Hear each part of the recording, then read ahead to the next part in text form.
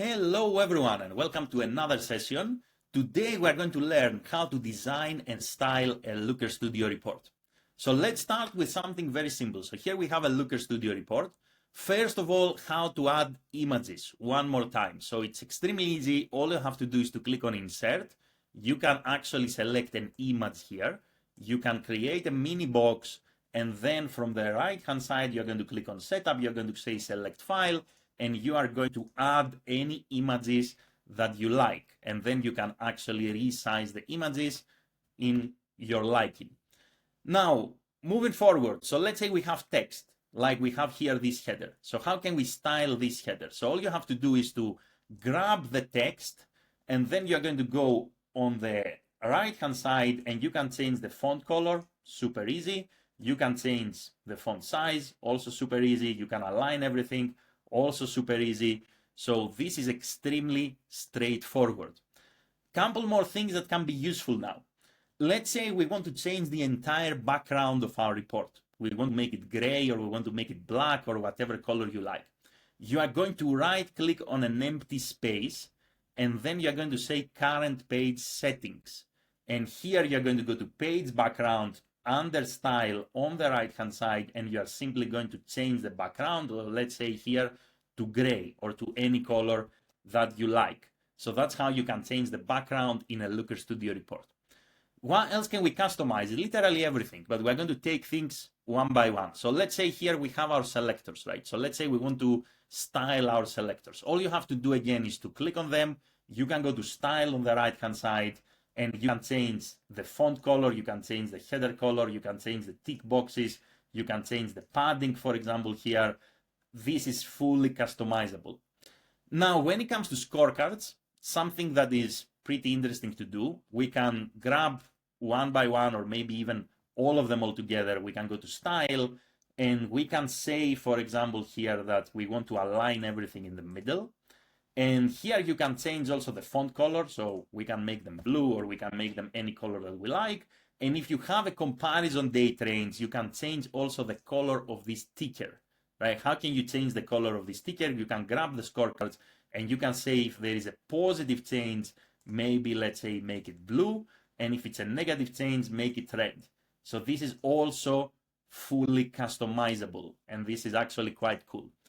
Now, when it comes to charts, you can select any of your charts here. One more time, you're going to go on style, right hand side, and here you can basically change the look and feel. First of all, you can change the colors of the bars or the lines.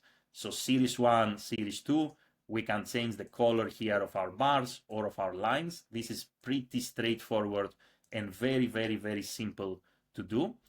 And one thing I like to do myself is I go all the way down, for example, here, and we can change the axis color. We can change literally anything that we like under style. But I like removing basically the grid lines. So I come here, for example, and I say that the green line color is going to be white. So we are going to remove the grid lines in these combo charts basically here, right? So we're going to go under grid, and here we are going to basically make the grid lines white. Or you can toggle off the button and you can remove the grid lines completely. That's up to you. Now, when it comes to tables, a quick reminder. Again, everything is customizable. We can go to style here, table style. You can change the font colors. So let's say blue under the header. You can change also the font colors of the table. You can change the labels. You can change the header background. For example, we can make it black here. And the colors basically of the header, we can actually come here to show header, and we can change them, for example, to white. Again, that's up to you how you want to style basically your entire table here. And if you scroll further down under metrics, you can go to any metrics and you can click here under column color if this is a heat map, and you can change the heat map color to your liking. So that's another thing that is actually quite cool to apply in a table. So that's for the basic charts. Now, I believe here we have a couple of pie charts. How can we actually style these pie charts? Again, super simple. Now, let's say that you want to change the colors in the actual pie chart. How are you going to do it? You are going to click here basically on the pie chart. You're going to go again under style. And here you can change, for example, the inner radius. So you can make the donut chart bigger or smaller based on your liking. And if you want to change now the colors on the actual pie chart, you can come here color by and you can say single color. So everything is going to be a shade of blue. You can say slice order. So, and then here you can change the colors of the pie charts one by one, or you can say dimension values. You can click here to manage dimension values and you can change the dimension values of every dimension. And this is a more convenient way because if we change the color, let's say of computers here to teal or to pink, then the system will save this for everything in our report. And that's how you can customize a pie chart to your liking. Now, there are a couple more interesting things you can do when it comes to styling. So first of all, you can add conditional formatting on tables. And let me tell you exactly how to do that right now. So what you have to do here is to select your table. You're going to go on style on the right-hand side, on the very top where it says conditional formatting. You are going to say add formatting. And here we need to create a rule. So let's say that we want to color only the cells under impressions that are above 500 to green. The background should be green.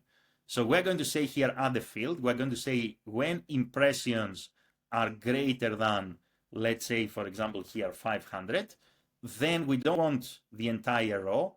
We only want the impressions column, the cells under the impressions column, their background to be green. And so here we're going to save, and that's how easy it is basically to apply conditional formatting.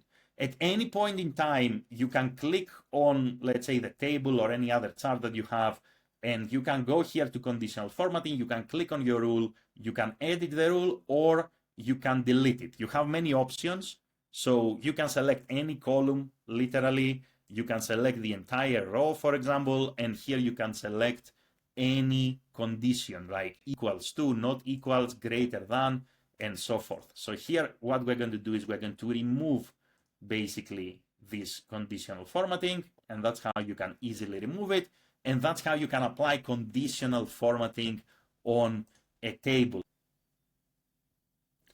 Conditional formatting is only available for tables right now, but it is also available for scorecards. So here, for example, when you have a scorecard, if let's say you want, when you get a certain number of sales or when the cost per sale is, let's say, lower or higher than a specific amount, to customize the look and feel of the scorecard, you are going to follow exactly the same steps. So let's say, for example, here we want to create a conditional formatting when the cost per purchase is, let's say, lower than 30, in this case is 25, we want the font here to be green. So all we have to do is to select the scorecard, add conditional formatting, and then here we are going to say, for example, that when the values here is less than, for example, let's say 30, what we want to do is we want the font color to be green. And then we're going to save this rule. And now here you can see that the font color became green. Now at this stage, you cannot really transfer conditional formatting, let's say from one scorecard or one table to another. You will have to build conditional formatting for every individual element basically here in your report. And that's the basic things that you need to know in order to be able to style the look and feel in a Looker Studio report quickly and easily. Brand it, make it yours, make it look and feel great for your stakeholders. That's all for this video. If you have any questions, you can find my email address in the course notes. Thank you very much for watching. I hope you are enjoying your brand new Looker Studio dashboard reports, and have a great day in any time zone. Bye everyone.